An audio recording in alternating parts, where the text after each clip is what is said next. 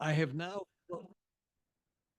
I have now voted in 15 presidential elections. This was the ninth in which the candidate for whom I voted did not win. You would think I would be used to it, but it feels difficult each time it happens. And I want tonight not to focus particularly on my own reactions to the election, but to some of the conclusions we can draw from what took place. And I think the first thing we have to understand is the magnitude of what took place. In 2016, 8 years ago, we could have said the election was a fluke. 80,000 votes in the three blue wall states could have changed the outcome. And many were surprised by the outcome, including most likely the person who won the election 8 years ago. That person lost the popular vote by roughly 5 million votes or 3 million votes and would lose it again in 2020 by an even larger margin. 2024, however, was a nationwide phenomenon. All 7 of the battleground states in which the election would be decided were won by Donald Trump. He won the popular vote, still being counted, so we don't know the final number, but the last count that I saw was somewhere between 2 and 3 million. 90% of the counties in the country, regardless of whether they went Democrat or Republican, 90% of the counties saw an increase in the percentage of the Republican vote from 4 years earlier. 8 of the 10 counties that saw the greatest increase percentage-wise in the Republican vote were in South Texas. And that indicates, among other things, the success that Mr. Trump had in winning the votes, particularly of Latino men. That was his probably greatest change in this election. Not only did the Republicans win the presidency, they won the Senate of the United States, presumably by a margin of 53 to 47 seats. The Democrats had held at 51 to 49 in the previous session. The Republicans picked up seats in West Virginia, Montana, Ohio, and Pennsylvania, giving them a 53 vote margin. The House is still not fully determined. The figures I saw over the weekend suggested that there were 25 seats still outstanding, of which the Republicans needed to win 8 to claim the majority in the House. The Democrats need to win 19 in order to claim a majority in the House. The likelihood is that the House will go Republican as well, so that both chambers of Congress and the executive branch will be controlled by the Republican Party.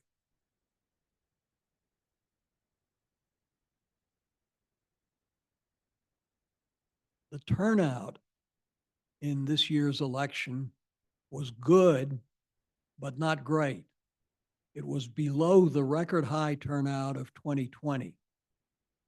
In 2020, there were 155 million votes cast, roughly, of which the Democratic candidate, President Joe Biden, received 81 million, and Donald Trump, the Republican candidate, received 74 million, which was a higher vote total than he had received in 2016 when he won the election. This year, while votes are still being cast, it appears that there are somewhere around 142 million votes. That's down by 13 million. Donald Trump received approximately 73 million votes. That's down by 1 million from where he was before.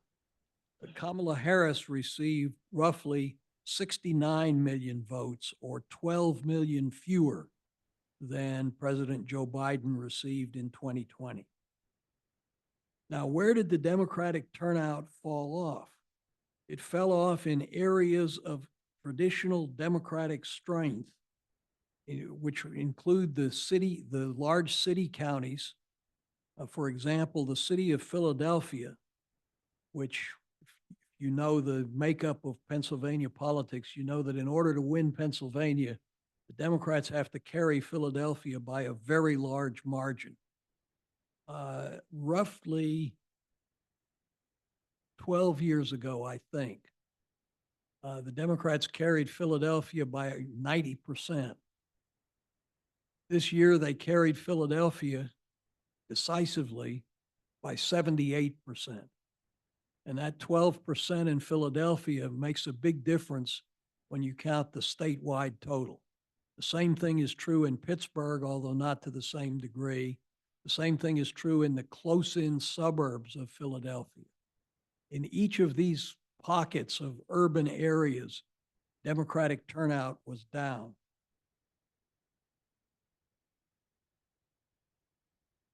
And they lost in particular young voters, African-American men, but not to the same degree. And their biggest loss was in Latino men. The Trump candidacy won 52% of the votes of Latino men, an absolute majority. This is a phenomenon that has developed very rapidly and without much care or attention. Next thing we can say about what took place is that the two vice presidential candidates made virtually no difference to their respective tickets, which is usually what happens. Early in the campaign, just after he had selected J.D. Vance as his running mate, a reporter asked him how he expected Vance to contribute to the ticket, and his response was, "Nobody votes for the vice president." Which is not particularly kind to Mr. Vance, but is an accurate statement historically. Vice presidents typically make no difference to the success of the ticket. The Republican selection of Vance anticipated a blowout for former President Trump. This is when President Biden was still in the race. And Trump believed, I think, that he could pick anybody he wanted as vice president, and it wouldn't matter. His finalists were, in addition to Mr. Vance, Doug Burgum, the governor of North Dakota, who will likely be selected for some role in the Department of Energy, and Marco Rubio, who Bob Mandel has told us will be appointed Secretary of State. Vance was picked, in my judgment, because he most resembled Trump himself in the next generation, and as a result offered the possibility of continuity of the MAGA brand of the Republican Party. That's my interpretation. In case you're wondering, by the way, why I'm putting my glasses on and off, I didn't stop to type up my notes in big type, so I was working until about 6:45. So I have to look every now and then at what I wrote down. Democrats made their selection with the apparent goal of carrying or helping to carry a particular state or a particular constituency. There were 6 Democratic finalists for vice president, of which I can remember 5. You can help me out, I hope, with the 6th. In addition to Governor Walz, who was selected, the other finalists were Governor Shapiro of Pennsylvania, Senator Kelly of Arizona, Governor Pritzker of Illinois, Governor Beshear of Kentucky, and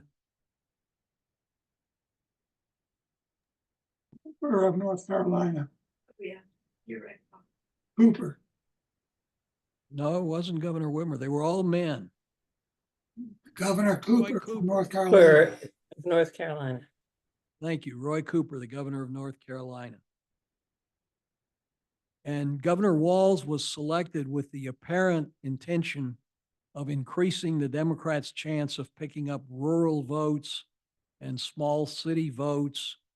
And that's where he was deployed largely in the campaign. It didn't make much difference as things turned out.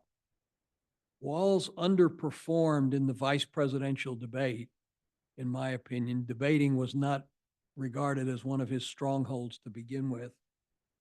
And in misremembering several of the details of his biography, such as when he was in China and why, and what his role was in the military, and these did not help him any. Vance underperformed in off-the-cuff remarks, some of which were dredged up from his past, like his statement back in 2021 about the problems of childless cat ladies, and his invention of the story of the residents of Springfield, Ohio, who were supposedly eating their neighbors' pets. That's what happened in the campaign. As always happens at the end of the campaign, we get the beginnings of a blame game, and there's enough of that to go around. I don't want to focus much on it, but I do want to comment on three different objects of blame that several have selected that I would disagree with. The first is Harris is to blame because she did not separate herself from Biden enough, if at all, and as a result, she was saddled with the unpopularity of Biden's record in office. Now, I'll come to Biden's record in a minute, but let's just set that aside. Harris, I think, ran an outstanding campaign, frankly, particularly given the abbreviated nature of it and the sped up nature of it.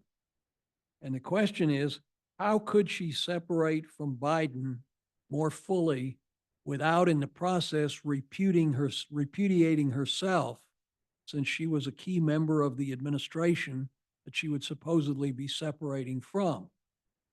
Now, the Republicans were trying to goad her to do precisely that by saying, how come she didn't get any of these programs that she's calling for enacted when she was in office for 3 years? Well, of course, the vice president doesn't run the show, and you could ask that question about any vice president in any administration. The assumption is that there was a path open for Harris to make a stronger break from Biden, which I think is an unrealistic assumption. But it does tell us how Harris ran into the dilemma of the vice president that we talked about when we met in September, which explains why in all of our history, there have only been 4 incumbent vice presidents who have succeeded immediately to the presidency by election. And only one of those in the last 188 years. And you all know who that is. George H.W. Bush. That's right. The others were John Adams, Thomas Jefferson, and Martin Van Buren. And the dilemma of the vice presidency is, if you're going to run for president, you can't run as a clone of the president whom you serve. You have to differentiate yourself somehow from the president with whom you serve, but you also can't attack the president with whom you serve. Among other things, that would be attacking yourself. So Harris ran into that, as have Al Gore and a long list of incumbent vice presidents that we could mention. When she appeared as a guest on the television show The View, she was asked, can you think of any way in which you would be different from Biden? And her response was, there's nothing that comes to mind. Now that takes one horn of the dilemma, but it hurts with the other half. And so she probably needed to figure out an alternative somewhat along the lines of, 1, it's an honor to serve with President Biden, and I'm happy to be a part of his administration. 2, history will vindicate the record of the Biden administration. But 3, there are new issues on the horizon And new issues require new approaches. And here's how I would deal with these issues that will come up, and mention a few examples such as the housing shortage.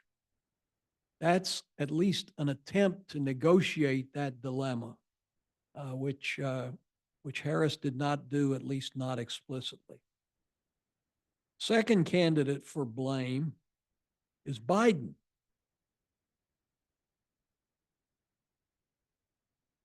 Now, Biden, I think, also has not received the credit that he deserves. I think his record in office as a whole has been quite good, and he has had some legislative successes that will resonate down the road, such as the Infrastructure Act, the American Rescue Act from COVID, and the CHIPS and Science Act, and the Inflation Reduction Act, even though that one is misnamed, in my opinion. It's not really about inflation, although it does purport to save some money in the long run. But at any rate, the record of the Biden administration is, I think, good, but has not been perceived as good, partly because many of its benefits are long-term in nature, and it is perceived as not having addressed short-term and immediate harms, particularly inflation and immigration. So the argument is, whether for those reasons or for other reasons like his age, that Biden should have gotten out of the race sooner than he did. And by staying into the race until July, he hobbled Harris and made it impossible for Harris to compete successfully. Well, first off, I said I thought Harris had a very good campaign. I thought she rose to the occasion very well. But I think Biden was determined to run for as long as he stayed in the race, because he was convinced that he was the only person who could beat Trump, because he was the only person who had beaten Trump. And what Biden was not taking into consideration, as most people don't, is an apparent decline in abilities associated with his age. Now, that was not evident for a long time, because he had some very successful performances, such as the State of the Union address, which seemingly belied any notion that he was doing less than an effective job. Now, several people have said, including some to me, but wait a minute, when Biden was elected in 2020, he said he was only going to be a one-term president. Why did he renege on his word? The answer is, he said no such thing. What he said on that occasion was he saw himself as a transitional figure between two generations of office holders. He said nothing about how long that transition would require, or how long the bridge was that he would have to navigate, or anything of the kind. And in fact, in his own mind, he had planned to run for re-election from the beginning. So I think, rather than focusing on he stayed in the race too long, we should recognize the great difficulty that Biden faced in coming to a decision to withdraw from the race. At the time, he was widely praised for that decision and for having made it courageously, but that praise did not carry on for a long period of time. And the fact of Harris's loss in the election, I think, will taint Biden's historical reputation far more than would be justified by Biden's record itself. One respect in which Biden did fall short, however, was in controlling the narrative of what's going on, with the exception of the war in Ukraine, which he did a very good job, I think, not only mobilizing a coalition, but talking about what's at stake, the future of NATO, the freedom of Western Europe, and so on, so that he was able to engender, at least for a while, a very broad base of support for the Ukrainian position in the war, although that didn't last as long as was necessary. The third candidate for blame is a person who I've mentioned before was a student of mine during one summer, and that's Merrick Garland. Now, why Merrick Garland deserves blame for the outcome of the election is not too hard to figure out. And that is that he dragged his feet in pursuing the legal cases against Donald Trump and appointing the special counsel, with the result that it was possible for Trump to stall and deflect and have those cases, except for one, carried over until after the election and probably disappearing entirely. Well, that argument assumes that Garland had the a priori goal of convicting Donald Trump, and that's not how Garland approached it. As an attorney general, he believed it was his duty to be dispassionate and impartial and assemble all the evidence and follow the rule of law, and it took the amount of time that it took. Now, I'm biased, of course, by having known Garland many years ago, but I think it's far-fetched to assign him the blame for this outcome. Let me, instead of trying to find a person to blame for the outcome, talk about what the key issues were as they emerged and why they fell in the way that they fell. Back in the spring, I didn't go back and look at my notes, but at some point during the spring, I suggested to us that there were 4 key issues in the campaign, 2 of which favored the Republicans and 2 of which favored the Democrats. The issues favoring the Republicans were the economy, particularly inflation, and the increase in illegal immigration from the southern border. And the issues that favored the Democrats were abortion and reproductive rights following the overturning of Roe versus Wade, and the threat to democracy that Trump claimed to represent. I think that those 4 issues fell in the way that I predicted they would in the spring, but that the issues that favored the Republicans ended up being stronger and having more to do with the outcome of the election than the issues that favored the Democrats. So let's talk about them. Let's begin with inflation, which the post-election polls have indicated had the largest weight of any of the issues in the campaign. That's what voters most resonated with.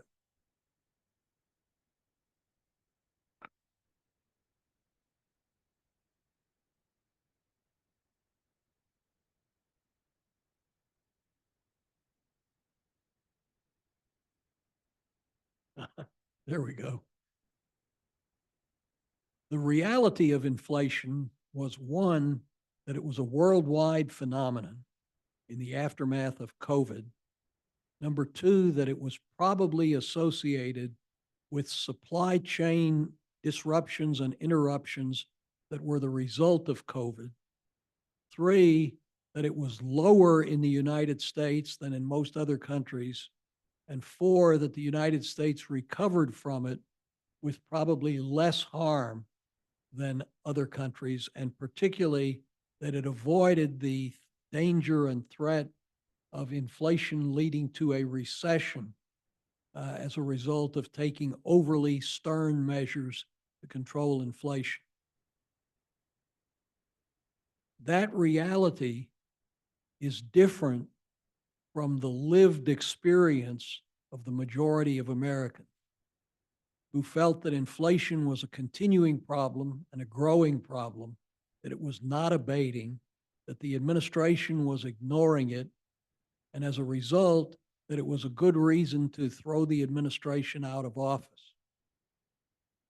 Now, I don't want to suggest that what I called objective reality is better than lived experience. There are two different ways that people make inferences, and we all use one sometimes and the other sometimes. But what supported the lived experience was primarily the increases in grocery prices and the increases in gasoline prices. Those were the two things that were cited most often. And what was cited about them was not particularly that they had gone up, but that they were still higher than they were just a couple of years ago, and that people remembered that.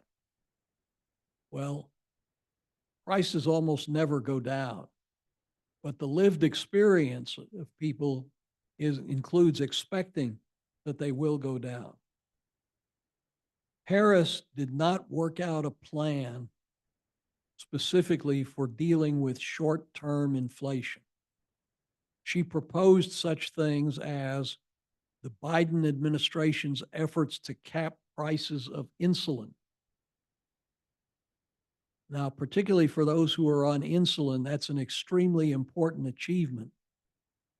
But I don't think anybody would contend that that would have a major effect on the general inflation rate.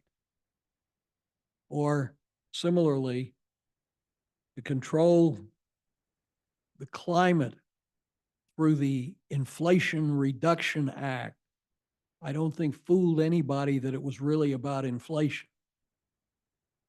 But those were what she had to cite, because she did not develop her own plan until fairly late in the game, when she included selective subsidies, tax cuts, and so on.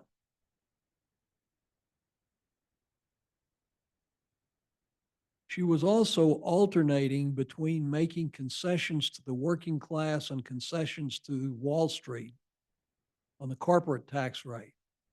She was trying to create a broad coalition, but instead the perceived message was one of incoherence as to who was being benefited by these moves. So the economy fell to the Republicans, and fell decisively to the Republicans.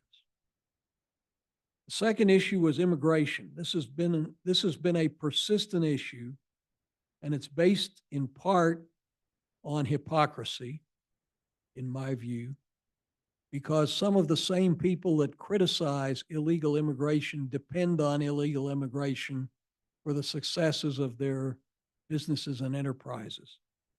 Nonetheless,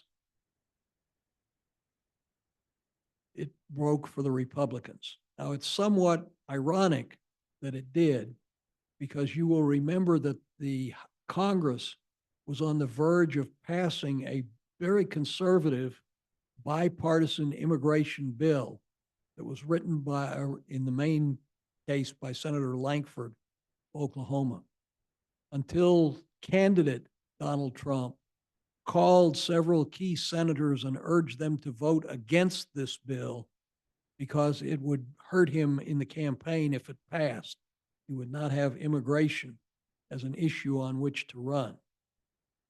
Now, the Democrats tried to use that against him as evidence that he really wasn't committed to dealing with immigration. He was just dealing with having campaign issues. But of course, their credibility to make that charge was weakened by the question, how come it took you so long to realize that this was a problem? And suggesting that the Democrats' conversion on the issue was a last-minute conversion and therefore not genuine. The immigration issue became a larger issue as a result of the actions of several governors like Abbott of Texas and DeSantis of Florida to bus undocumented immigrants to northern cities, creating economic problems in those cities and in effect nationalizing the whole immigration issue. And there was a fair measure of falsehood about it, such as the story of the immigrants in Springfield, Ohio. Nevertheless, the issue of immigration fell to the Republicans, not as heavily as the economic issue, but decisively so. So the third issue was abortion, or as it was often called, reproductive freedom, the latter being a term with more appeal to it politically. After the Dobbs decision in 2022, there had been 7 referenda in which abortion rights were on the ballot, sometimes to repeal a measure that had drastically limited abortion, sometimes to enshrine in state constitutions guarantees of the right to abortion. Not always identical, obviously. There was a perfect record in those 7 referenda. All 7 of them had been won by the side favoring reproductive rights. In this election, there were 10 more states where abortion rights were on the ballot. In 8 of those states, a majority favored the abortion rights position, the exceptions being Nebraska and South Dakota. But one of those states, namely Florida, required a 60% approval in order to pass and was a couple or 3 points short of that. So the Florida referendum failed. Now, why were there so many of these referenda on the ballot? Obviously, because Democrats in the various states where it was an issue believed that this would increase the turnout of predominantly Democratic voters who would then also vote for the Democratic candidate for president. Well, I already told you that the Democratic turnout nationally declined. I don't know what the figure was on these 10 states specifically. I haven't been able to check that. But the question that we can take up is, did it make a difference? Did it produce the results for which its advocates had hoped beyond the approval of the referendum itself? And the answer is probably not. And we can explain why not and talk about empirically why not. The explanation is there's a limit to what the president can do with respect to the abortion issue. And that limit was expressed exactly by Vice President Harris at some point during the campaign when she said, if the Congress passes a bill to codify Roe versus Wade, I'll sign it. Now that, ladies and gentlemen, is an empty gesture, because it's perfectly clear that Congress is not going to pass such a bill, even though a majority of the members of Congress probably would support it. And so Harris went further and she said she would support eliminating the filibuster in the Senate to make it possible to pass abortion protections with a bare majority of 51 votes, not indicating that the support is there to eliminate the filibuster. And indeed, when that was brought up in the last Congress, there was not sufficient support to do that. The irony is the filibuster may be one of the Democrats' saving graces in the upcoming Senate, because the Republicans will have more than 50 but less than 60 members of the Senate. So I suspect we will not hear many more calls for a while from the Democrats to eliminate the filibuster. But that's what the president could do: jawbone in favor of eliminating the filibuster and sign a bill if Congress were to pass such a bill. But on the campaign trail, Democrats campaigning for various offices were speaking as though they had the power, if elected to those offices, to nationalize Roe versus Wade or to codify Roe versus Wade in national legislation. Empirically, a not insignificant number of women figured out that they could vote for the abortion protection measures and also support Donald Trump. I've seen 2 different figures. One is about 10% of the voters who voted for the abortion protections voted for Trump. And the other figure is about 20%, and it's probably somewhere in between. But it's not a trivial number. It's also worth noting that since the abortion rights issue was promoted specifically in order to appeal to women voters who vote in larger numbers than men,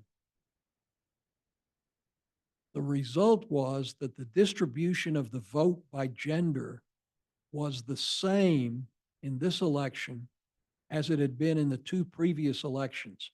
Roughly 54% of women voted for the Democrats, roughly 44% of women voted for the Republicans. So that the presence of the abortion rights referenda of various kinds did not increase the vote for Vice President Harris. So this issue falls for the Democrats, but it doesn't end up having the impact that it was intended to or presumably could. The final issue was the issue of the threat to democracy. And as I've mentioned on a couple of previous occasions when we've taken this question up, the threat to democracy can mean several different things. It can mean a threat to our institutions, such as the proposal to make the Department of Justice a more partisan office to go after the enemies of the President of the United States. That's an attack on institutions. Or it can mean a threat to the peaceful transfer of power, since the essence of democracy is that the minority, when it loses, accepts its loss. That's one of the key defining elements of democracy, majority rule. So a threat to the peaceful transfer of power is a threat to democracy by that reading. Or it could mean putting oneself above the law and thereby showing bad character. The implications of these are not exactly the same, and the attempt to use them as if they were interchangeable only muddles the waters. There's a counter narrative that could be developed for each of them, and was. So the attack on institutions is in line supposedly with public opinion, and therefore part of the populist tradition of the citizenry directly making its wishes known and having government respond to them. The attack on the peaceful transfer of power was converted into an attack on, was converted into the victimization of political prisoners and an effort at political prosecution. So that if you assume that the election of 2020 did not come out the way it was tabulated and say that it was therefore stolen, and that's your premise, then the person from whom it was stolen is analogous to a political prisoner, and he is the victim of the attack on democracy. And similarly, if you attack putting oneself above the law, that's converted into an attack on that's converted into an exercise of election interference. So the question becomes, who ultimately is the victim of democracy? Now, most of these conversions did not get much purchase. Most people in the United States believe that the election of 2020 came out as the official results indicated, and therefore the attack on democracy fell to the Democrats. But the confusion about what that attack was and what it meant denied them getting the impact from it that they could. And the various Trump trials, which I'll talk about in just a minute, could be reinterpreted as exercises in partisan persecution rather than upholding of the law impartially. So I would say the blame for the election outcome, and blame doesn't seem to be the right term to use in this context, but the explanation of the election outcome would have more to do with what was at stake with those various issues and how they came out than it does the acts of Harris, Biden, or Garland. Now, what's going to happen? This is the time to make predictions. I do it sometimes. I have a terrible record. 8 years ago, when I was even dumber than I am now, I scheduled a session of this class on the evening before the election, during which I confidently predicted not only that Hillary Clinton would win, but that she would get somewhere around 350 electoral votes. And then I was followed by the late Arlene Kustin, who many of you will remember, who proceeded to deliver a professional diagnosis concluding that Donald Trump was unfit in terms of mental abilities to be president of the United States. I gently chided her for following in the tradition of Senator Bill Frist of Tennessee, who you may remember tried to diagnose Terry Schiavo, the brain dead woman, tried to diagnose her as having a fully functioning brain by watching a video. And I suggested, Arlene, we have to be careful about diagnosing people that are not present, but that'll tell you my accuracy of prediction. And it hasn't improved. Just a few weeks ago, some of you were here on Friday night when we had Rabbi Joseph Edelheit as our guest speaker. And he mentioned that he and I had known each other for about 60 years. And so we were talking afterwards, and he said he was very worried about what was going to happen. And I said, well, Joe, it's probably going to be like last time. It's going to be very close, or Trump's going to be leading on election night. And then when all the mail ballots get counted, Harris is going to sneak through or squeak through in the end, and it'll come out the same way as it did in 2020. The only problem with my prediction was, first of all, a number of states had changed their rules so that they could count the early voting and the mail ballots and so on earlier. So there weren't that many left to count. And second, Trump had changed his tune and had urged Republicans to vote early and cast mail ballots. So there weren't, the ballots that were left were not overwhelmingly Democratic. So I cite those two examples for anybody that's not convinced that I have a terrible record of prediction. But I get some things right, just like a clock is right twice a day. I did predict that J.D. Vance would be chosen as the vice presidential candidate. And I now predict that the narrative of the campaign will be quickly rewritten. And I can predict that with confidence because it's already happening. The narrative during the campaign, I hope it's not erased from our memories, was this is a very close election. It's too close to call. It's going to be within the margin of error. The battleground states are all showing a tie, etc. The post-election narrative is this is a landslide for Trump. Now, those both can be true, depending on how we count and what we count. Trump ends up with 312 electoral votes, which is 6 more than he had when he won 8 years ago. He carried basically the same states that he carried 8 years ago, with the addition of Nevada. And I don't think there were any other additions. So in some ways, it's a replay of the election of 2016, which was not called a landslide except by Trump and his close allies. But this one is. The previous experience with this, I think, is the 1980 election, which we remember as a Reagan landslide, because in the end, the late deciding people broke overwhelmingly for Reagan when it became clear on the final weekend before the election that there was not going to be a deal for the hostages that were held in Iran. Until then, the campaign was very close. In fact, at the time of their debate the previous week, Carter was slightly ahead in the polls, but we don't remember any of that. We've reinterpreted that election as a landslide election that initiated major changes in American politics. And I predict that's how we'll view this one too. Second prediction I would make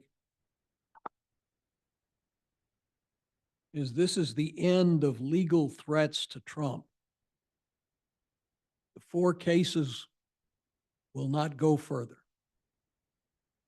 Jack Smith, the special prosecutor, has already asked to postpone indefinitely the 2 cases for which he's responsible.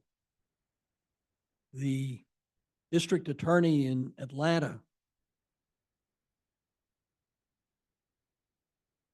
was claimed to have a personal interest in the case because of her personal relationship with one of the prosecutors.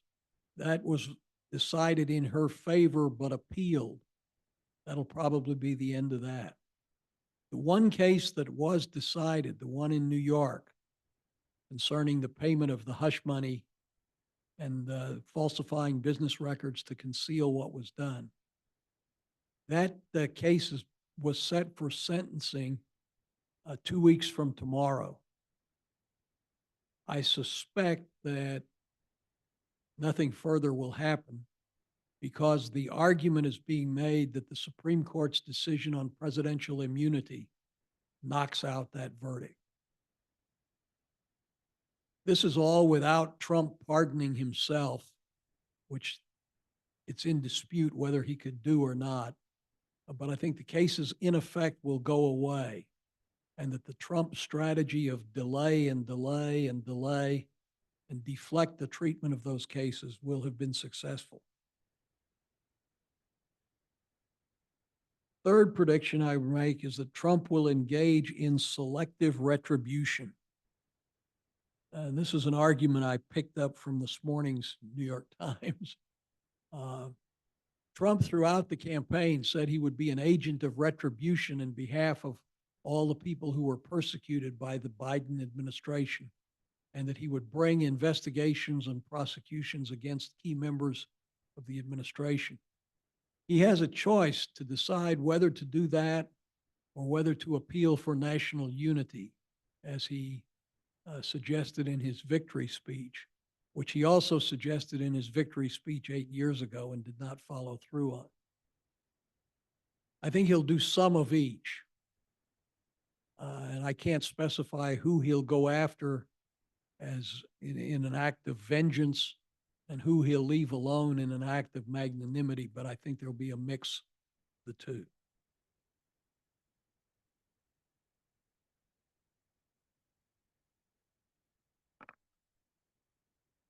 Next prediction is that the social issues will move to the right.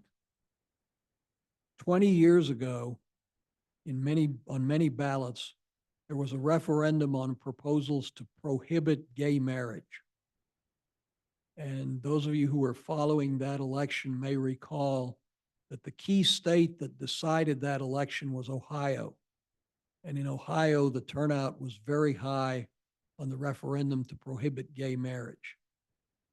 Now, this is something of an oddity given how quickly attitudes about gay marriage have changed. I'm predicting that the new prohibit gay marriage social issue will involve transgender youths.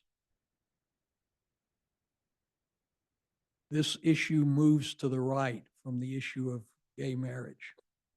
The focal points are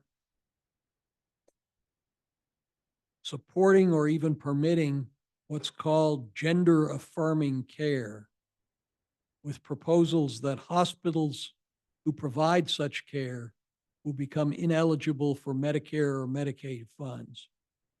Second, although it kind of receded from significance this year, the so-called bathroom bills requiring that public restrooms be used by youths according to their biological sex at birth rather than their gender identity, or the reverse. And the one that has really ascended to notice is denial of athletic team participation on girls' teams by transgender girls. That is, people who were born biologically male but have changed their gender identity to female. Currently, this matter is all at the state level, and it's likely to stay there for a while, but there are dangers of federal actions that could nationalize this issue as well, whether they're things like passport requirements, or whether they're hospital standards, or I don't know what, Department of Education regulations. That is yet to be seen.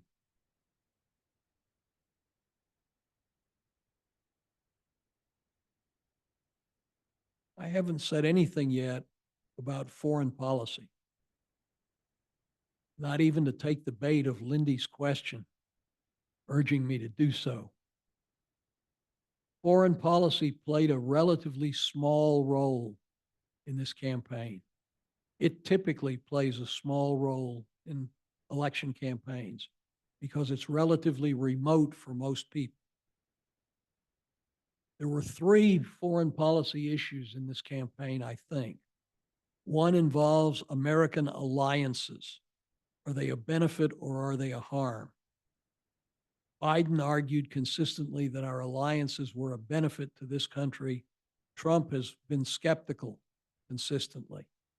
NATO will come under scrutiny once again, as it did in the first Trump administration.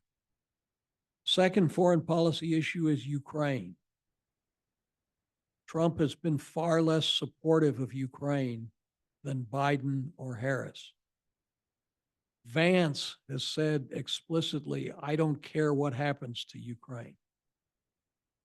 They tend to view Ukraine more as an element in a small regional war with Russia than as a symbolic element about the place of Western Europe and the European Union and the role of the United States. I think that this will come out in some fashion in a not entirely voluntary negotiation between Ukraine and Russia that will be more magnanimous to Russia than anything that Biden or Harris would have done. And the third foreign policy issue is the war in Gaza, the war between Israel and Hamas that has extended to Hezbollah and in a few cases directly to Iran. I think Trump will be genuinely torn. And this is one of my predictions that probably won't come out, but I predict he'll be genuinely torn between his personal relationship with Netanyahu and his consistent support throughout his first term for Netanyahu and the measures that he has taken on the one hand, and on the other hand, Trump's desire to play a major role in bringing about a regional solution that he carried out in his first term through the agency of Jared Kushner and the Abraham Accords. And the next logical step beyond the Abraham Accords would be to normalize relations between Israel and Saudi Arabia. I think Trump would like to see that come about. Saudi Arabia has made clear that the essential prerequisite for normalization of relations is an Israeli move toward recognizing and acknowledging a Palestinian state. The Saudis have been vague about what that would require, not the establishment of one immediately, but a commitment of irrevocable progress toward that objective. And that brings Trump back to the question of where does Netanyahu stand? Netanyahu has a personal interest in not resolving the war. How strong that interest is and whether it acts upon him and how actively it acts upon him are uncertain matters. I think for Trump, who is a transactional person, the question will come down to what's most in his interest. And I think it's too early to say what that would be. When he said that Jews who don't vote for Trump should have their heads examined, we have to think about what that means. Now, I have some caveats that I want to end with. If you are elated with last Tuesday's election results, what I'm about to say will weaken that elation very slightly. If you are despondent, what I'm about to say will lift you very slightly from your despondency. There are two things that are working against Trump as he comes into office, in my judgment. One I alluded to already, and that is he will not have a filibuster-proof Senate. And that may make it difficult, even if all the Republicans vote in lockstep, which they won't. That would make it difficult to achieve legislative goals without compromise and without attracting Democratic support. That's number one.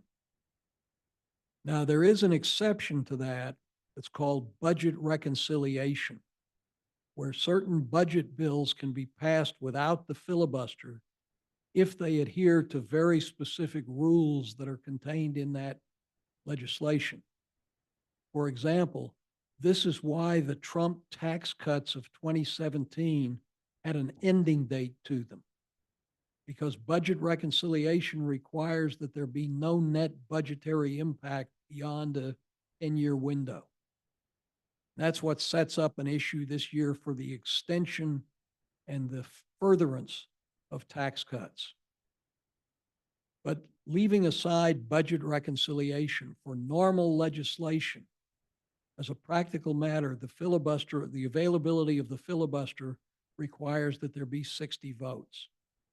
The Democrats, as I said, came close 2 years ago at the opening of the session to putting a proposal on the table to eliminate the filibuster until they figured out they didn't have the votes to do it. The filibuster was established, as you may know, in the 19-teens as a way to forestall action on civil rights measures. And it was used until recently almost exclusively for that purpose. It's become an all-purpose tool for the minority party to block legislation which it doesn't like. And so that's one limit on Trump's ability. And the other one is that following up on some of his platform priorities may be counterproductive. For example, a broad-based regime of tariffs is passed along to the consumer, despite his denials, is passed along to the consumer, which raises prices, which furthers inflation, which he wants to control and has promised to control. That may be a limit to his ability to impose tariffs, which he has the power to do. Massive deportations of undocumented immigrants will deprive farmers of needed workers. And that may drive up the price of agricultural commodities. And that may lead to further inflation. Now, these sound like tenuous chains of causality, and I don't mean to suggest that, but there is not sufficient coherence in the Trump proposals, to put it mildly. There's not sufficient coherence in the Trump proposals to guard against the counterproductive results that they may set in motion.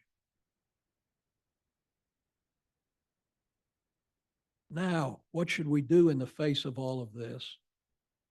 Well, I suggest we might profitably study the second term of Grover Cleveland, the only other president to be elected to non-consecutive terms, who entered into his second term with strong support and saw some of that disappear when he held on religiously to the gold standard in the middle of the gold and silver debate of the 1890s. So Grover Cleveland left office in 1897 as a very unpopular president.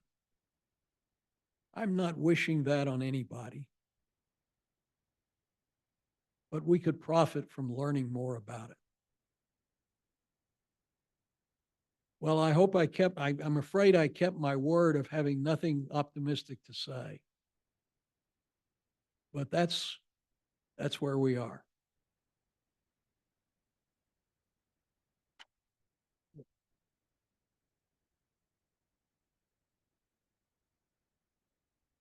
Sure.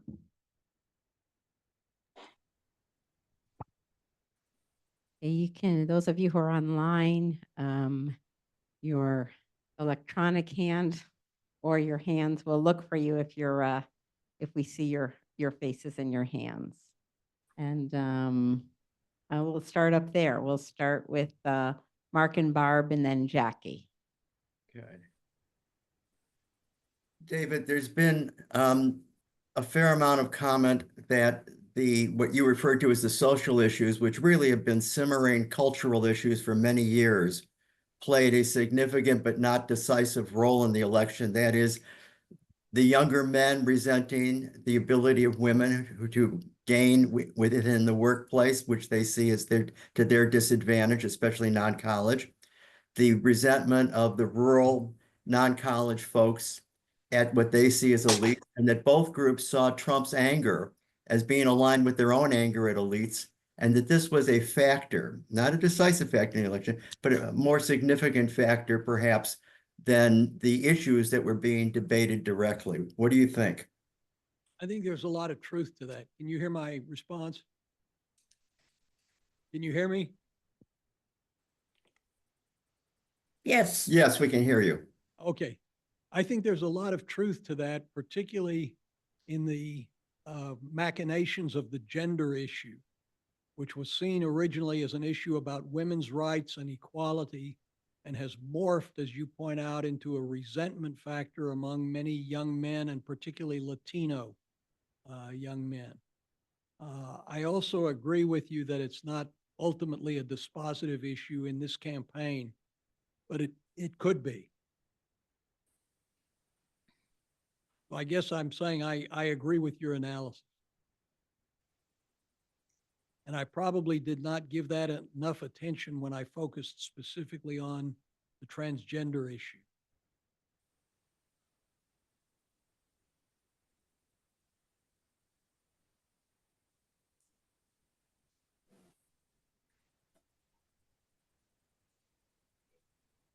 Jackie? Hi, thank you for a very interesting evening again, like always. Can you hear me, first of all? Yes. My question is, Trump went on this platform of Project 2025. Can you briefly explain that, and how concerned should we be with that? Well, Trump did not run on the platform of Project 2025. In fact, he tried to distance himself from Project 2025. But Project 2025 was a document about 900 pages long, containing chapters, many of which were written by Trump allies or former administration officials, laying out plans for a very hard right Republican administration. There's been a similar volume produced by the Heritage Foundation and other right-wing foundations each election cycle. This one became public in a way that others had not. And Trump was called upon to comment on it. And his reply, if I remember, was somewhat disingenuous. He said he'd never heard of it.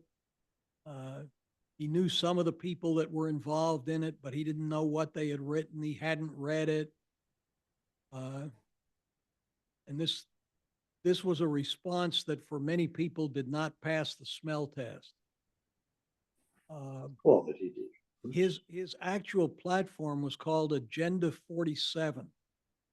And it was a much shorter document than Project 2025, but it was essentially along the same lines, although I'm not familiar enough with it to talk about individual chapters and planks.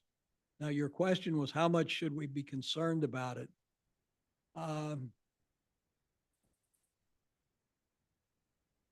The answer to that really depends on how likely you think Trump is to pick it up. You know, your answer could be we should be very concerned about it because of what's in it and the fact that it's written by people in such close proximity to Trump. And I think I would lean toward that answer. The alternative would be to say we should take it seriously as we would take any proposals sent to a president by people who have access to the president. But we shouldn't take it as an official document. Does that? Thank does you. that get- Thank you. Okay.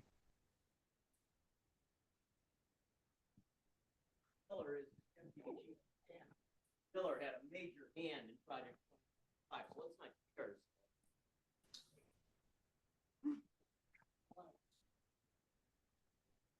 So I have a question along the line of your comments about Arlene Kustan and her diagnosis. So I'm coming from more of a psychological perspective here, but you named those 4 major campaign issues, all of which I clearly see. But there was another issue under the surface, which is the character of Donald Trump. And why, can you comment on why that in and of itself did not have enough of an impact against him? The lack of his morality, of his being a role model for our grandchildren and our future, and his bullying, and need I go on?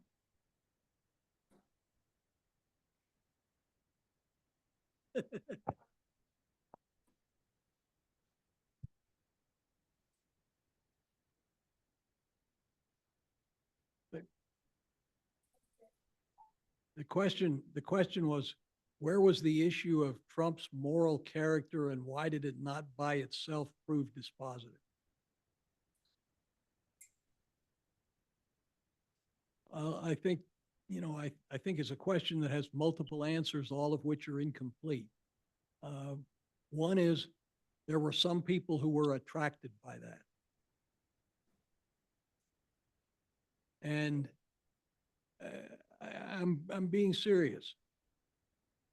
And you can see it as the kind of dialectical pair to an emphasis on women's equality. The response to defending women's equality is to defend misogyny and inequality and so on. So there are some people that are attracted to that. That's all I want to say about that part of the answer. There are other people, a much larger number of people, willing to set that aside in order to get their way on other things that for one reason or another are more important to them, usually because they're more immediate. And the key example of that is in his first term, when evangelical Christians made their peace with his morality for the sake of overturning Roe versus Wade. Now, I can't give you a clear example from this election that's as clear as that. But, you know, it's a kind of Faustian bargain, if you will, that some people would willingly make. And then there are people who say, well, you know, that weighs in against him, granted, but there are other factors that, in my judgment, outweigh that, you know, as I'm counting up his pluses and minuses. Now, the same kind of analysis you could make about concerns about his age and cognitive capacity, which became, you know, again, a kind of sub rosa issue after Biden dropped out of the race, and which you could argue should have played a great role in their evaluation, but didn't seem to. or at the very least would cause them to pay more serious attention to Vance. You know, the odds that Vance could succeed to the office are greater than average. I don't know if that's a satisfactory answer to your question. I mean, it's right.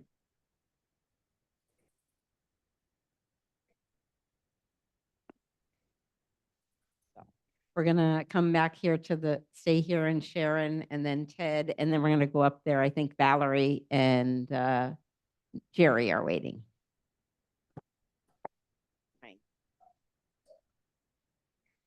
David, thank you. Notwithstanding the fact that you said you haven't given a lot of hope, I actually feel much better listening to you break down that which you did tonight. Well, you didn't do that. Given your background as a professor and teaching, it strikes me that your simplification of very complex things is about communication. And what I a lot hear you talking about is the gap of what could have been a presentation of many of these issues in a way that could resonate differently, and the ways that the strategists helping in the Democratic side perhaps missed a lot of boats. Can you talk about what you think about in strategy and how that might really play out, and how you know, some of the things you've suggested could be framed, call it in the next 2 years, to make changes in the races that come about and the like?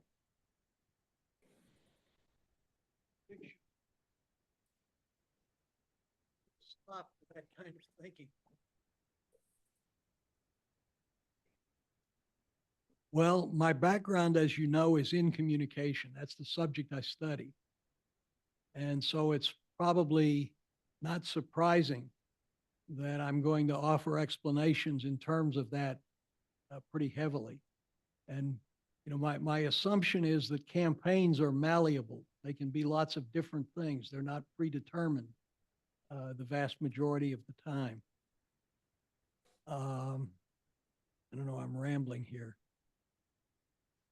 I mean, one of the premises of rhetoric is there are always contingencies. There are always alternatives. Some are better than others. Some are more available than others. And so I guess, for example, when I encounter a situation like what I've called the dilemma of the vice president, my instinct is to say, how can we work our way out of this dilemma? How can we find more alternatives or better alternatives or something like that? And that's all part of the mindset that I come to this with. Now, having said that, I should also tell you that it's probably only in the academy that I would be considered a conservative. And that tells you something about where the academy is right now. But that I won't go there.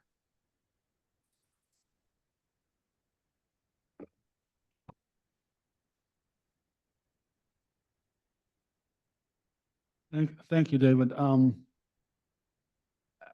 Going back to your initial remarks about the blame game, I see the folly to some degree of doing that. And you came close to talking about, I just read an article, of course, that said that out of every single developed nation, in the most recent elections, they threw the incumbents out. And I think that's an important thing to look at in terms of what happened in the election.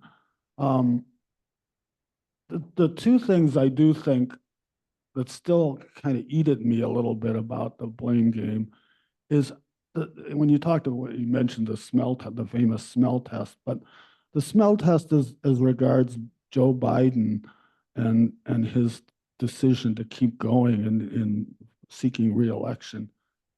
It just bothers me in that, when he came on the debate stage and had this dismal performance, it's unlikely that just happened, all of a sudden, that night he got cognitively slowed. And I do think there must have been quite a bit of deflection and excuse making and protection of him that I think was probably unwise and unwarranted. And I don't know who. I mean, probably goes from everyone from his wife to his cabinet, and I just can't accept that they didn't have some more duty to put the same kind of pressure on that they did eventually, some sort of, and I think it would have gone better. I don't know if it would have changed the outcome of the election either, but I think that having a primary and the regular process that would have been done would have been helpful.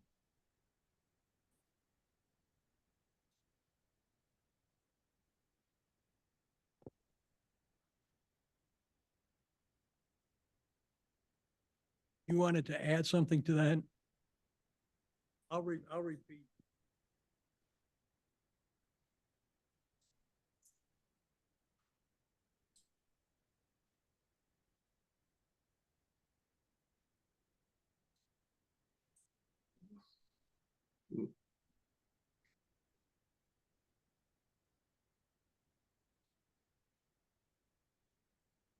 You're going to tax my ability to repeat.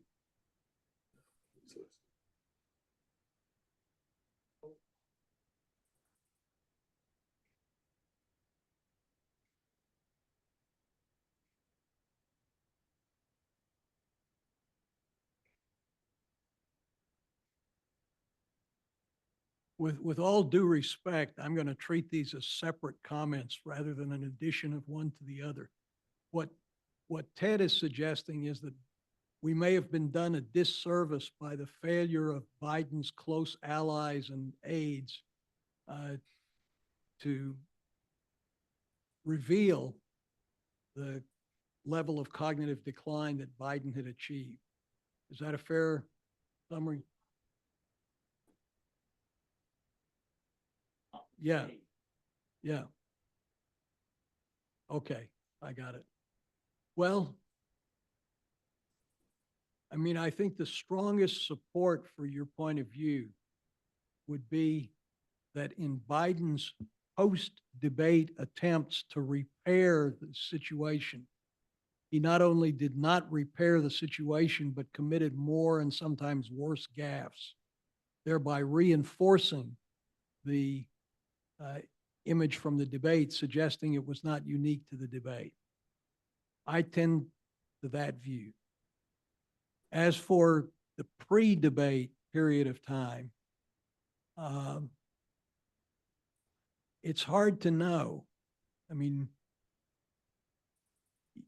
you have the very strong counterexample of the State of the Union address, which at the time commentators were saying, this puts to rest all the speculation that Biden is too old. Not yet. He'll be 82. He'll be 82 in 9 days.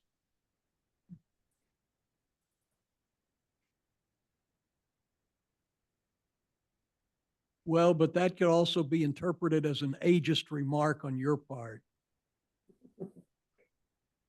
I mean, not all of us are spring chickens. Now, to get to the comment over here, the media ignored that Trump didn't say much of anything in that debate.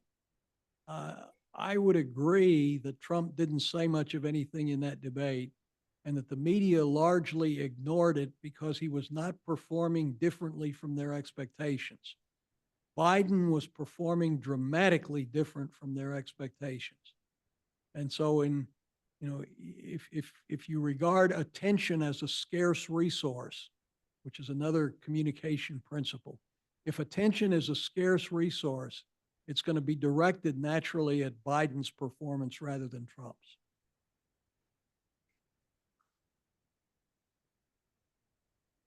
Valerie. Yeah, thanks as always, David. I have two parts to my question. The first one relates to communication. Some articles I've read, economists have said that Joe Biden was probably the most labor-friendly president in decades, but yet people are coming out and saying he didn't resonate with the working man. The second comment is, while nobody has really come out and said this in the media, how important is the fact that a lot of people probably couldn't bring themselves to vote for a Black woman? Well, let me answer the second part of the question first. Nobody knows. Because most people will not say that. Whether most people or any significant number of people believe that is a matter of conjecture. I think it is a mistake for that to be an answer that one runs to as one's first resort. I think it's also not at all out of the question that it happens to some degree. Now, the first part of your question, I've forgotten. The first part of the question was, Labor. yeah, that Biden was one of the most labor-friendly presidents in modern history. But yet people say he wasn't the working man. He didn't relate to the working man, and the Democrats have abandoned the working man. The question of whether the Democrats are still the party of the working man as they were in the 1930s is an open question that's been kicked around for quite a long time. And it's clear that there has developed some degree of a gap between labor leaders and the labor rank and file. Reagan was the first to exploit this with the so-called Reagan Democrats. Reagan appealed to rank and file labor against the wishes and judgments of the leaders of the major labor unions, and I think Trump has followed in that same path. For labor rank and file who did not support who did not support Harris, I think their argument would be that they've been neglected in the deals that have been made between the labor leaders and the administration. I don't think that's true, but I think that's a widespread perception that again goes to people's lived experience. I can't say any more than that. Thanks. Jerry. Before I begin with my question, I just have to echo everybody else's appreciation for the time and effort you've spent in these presentations, and look forward to a number of additional ones, God willing. I have to call an audible because several minutes ago you addressed my primary question, which related to Trump's age, but even more important than his age, his diminished capacity. And I honestly do not believe that he will complete his lame duck term, which led to a number of issues, including the importance of selecting a very young vice president. And I see an analogy to the Supreme Court situation that we faced during Trump's first term, and again we will be facing this term. And that relates to the point you made at the very beginning, that presidents have some limitations on what they can accomplish at the federal level. You cited the need for congressional action and the president's limitations in administrative areas primarily, and foreign policy. In this situation, I suspect that during this term, whether it's completed by Trump or a successor to Trump in the form of Vance, there's going to be at least 4 seats that change on the Supreme Court. We already know that Thomas and Alito will be urged out, and we'll have new, much younger replacements. There's already discussion that Sotomayor should have resigned, just like Ruth Bader Ginsburg. And I think John Roberts will resign. That'll leave Trump and or his successor with 8 appointments, at least 8 appointments to the Supreme Court, and they'll all be young. And that'll have a lasting effect upon the direction of policy.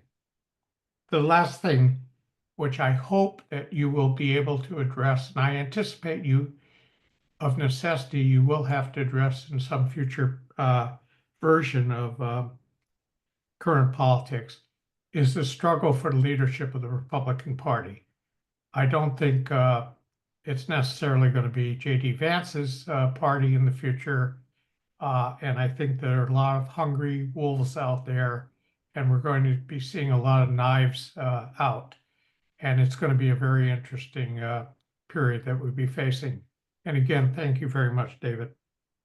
Well, thank you, Jerry. I would amend your last point to say that since this is a lame duck term from the beginning, those knives may come out sooner and may be out longer.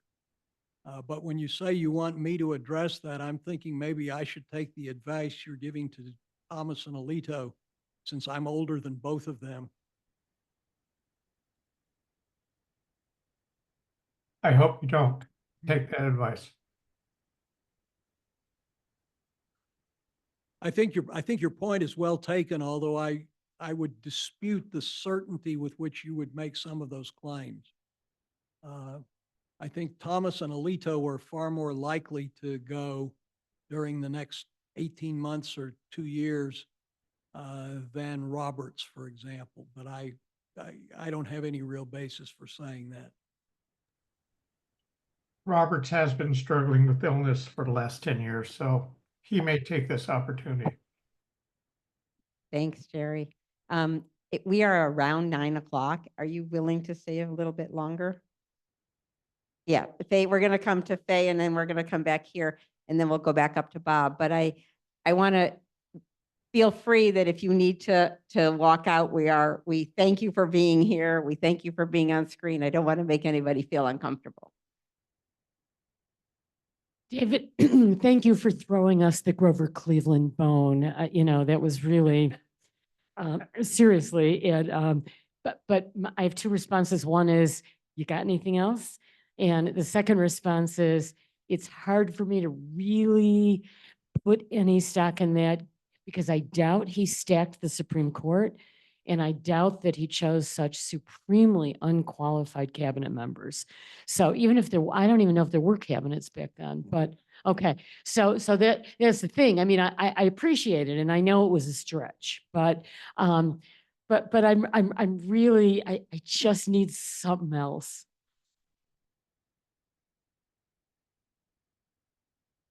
So that's good.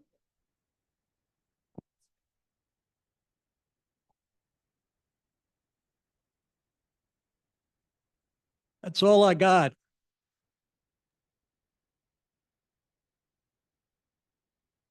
More people opportunity to comment. If I've learned anything over the last 16, 20 years, I learned that Democrats tend to be meek and Republicans seem to play dirty. I mean, O'Connell, Senate said his first goal was to make sure that Obama would not be successful in his presidency. Then they changed the rules on the Supreme Court. When Obama tried to name a Supreme Court judge, they said, no, when it's that close to the end of your term, you can't do it. What makes you think they won't try to end the filibuster rule, because it's not set in stone? What makes you think they won't try and end that now that they have control, because that's what Republicans do?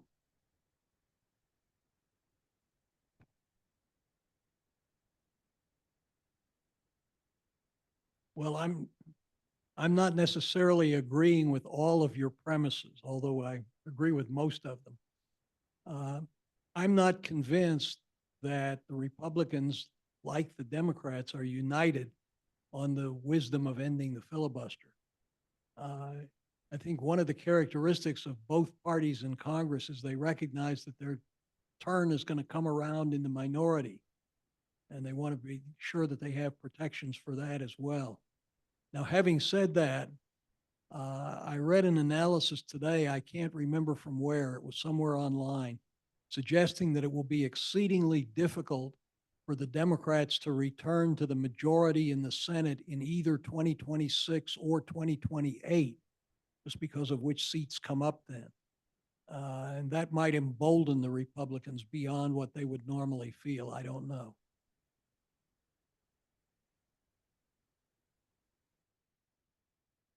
Bob?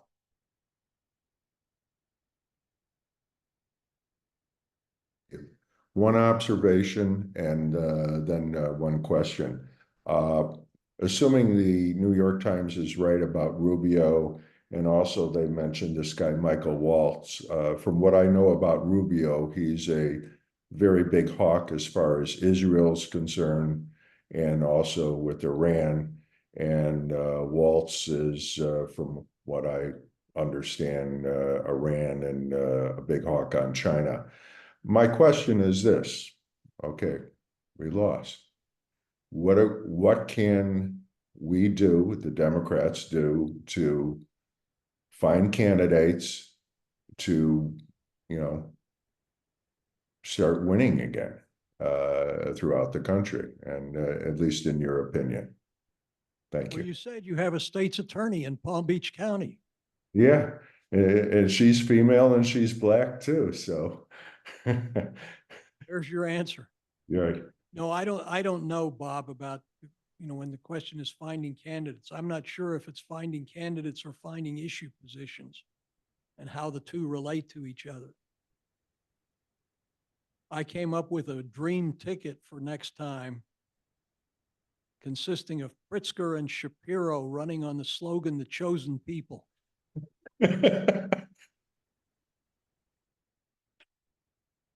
I know Lindy wants it, and then we'll come back to Judy.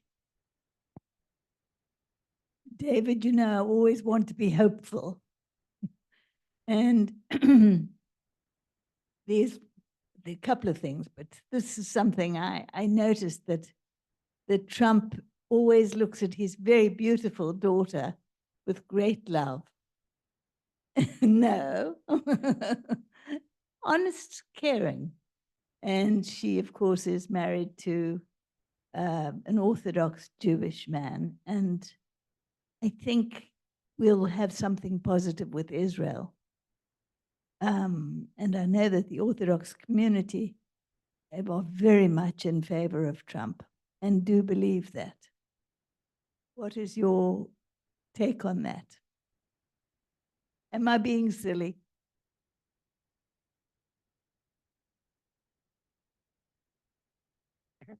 Thank you, David. I sort of prompted this question. There was a lot of name calling in the run-up to the election. And one of the things I heard a lot is that Trump is an authoritarian and a fascist. Do you think he is either?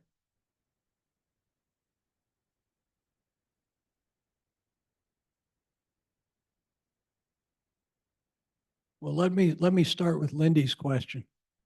It's my understanding that Ivanka Trump and her husband, Jared Kushner, are not going to be involved with this administration the way they were with the first. So I think the premise of your question is not going to hold up. Now, that's not to say what Trump's position will be with respect to Israel or the Middle East in general, but I don't think it'll be determined by Ivanka and Jared. Now, Judy, I had an instinct that this question was coming. So I consulted dictionary definitions and was told that authoritarianism or authoritarian relates to or favors the concentration of power in a leader or elite not constitutionally responsible to the people. And fascist or fascism is a political philosophy, movement, or regime that exalts nationalism and race and stands for a centralized autocratic government headed by a dictatorial leader, severe economic and social regimentation, and forcible suppression of opposition. So the terms are not in opposition to one another, nor are they exactly subsets one to the other, but they're different perspectives that can quite possibly coexist. Now, I heard this same question put to an authority on the rise of Nazism in Germany. And the question was, is Trump a fascist? And his answer was, he's about 3/4 of one. And I think if you wanted to parse that answer, if you took the definition of fascist, you'd find that some of the elements of it fit Trump and some probably don't. I don't think, by the way, that it was very useful for people to call him a fascist or an authoritarian. Whether he is or isn't is really beside the point.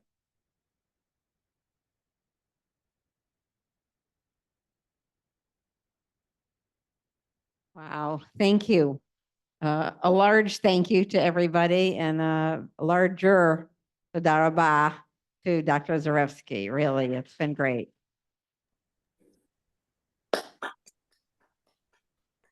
Thank you all online as well. We hear you with us. Thank you, David. Thank you, David. Thank you.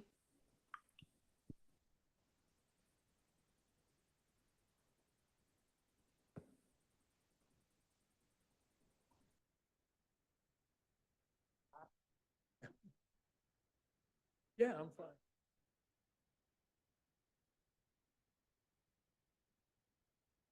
I am Mark. I'm sorry, good, Michael, good.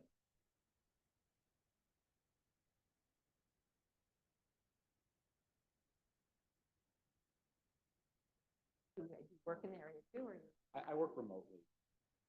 Yeah. Very nice. Morning program, not an uplifting program, but it definitely has a good over the last week. I think it's needed. I don't know what kinds of, are you on the, get yourself on email? I literally just signed up for this as my first, I was like looking online and. Would you like to Yeah, be I'd on love the to be on email? the email. Okay, let me.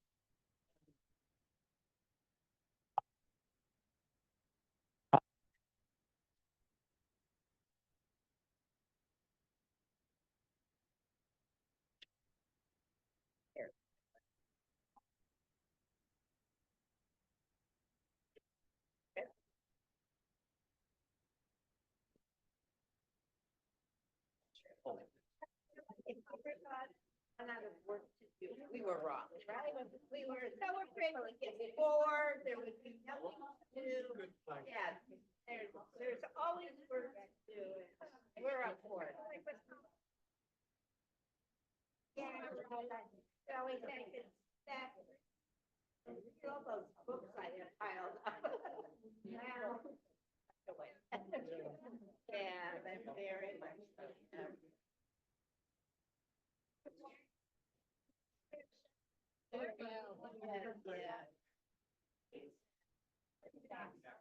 All right. Onward.